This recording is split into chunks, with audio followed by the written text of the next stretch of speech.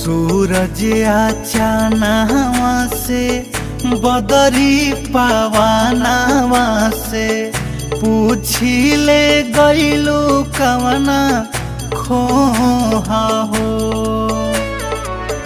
तलवा तलइयन से कहनी तरइयन से केहू ना देला तोहके जो हो।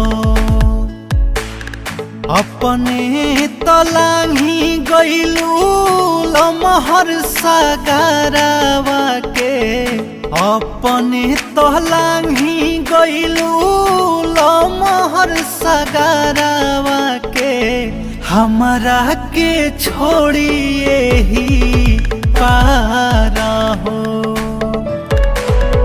उड़ गई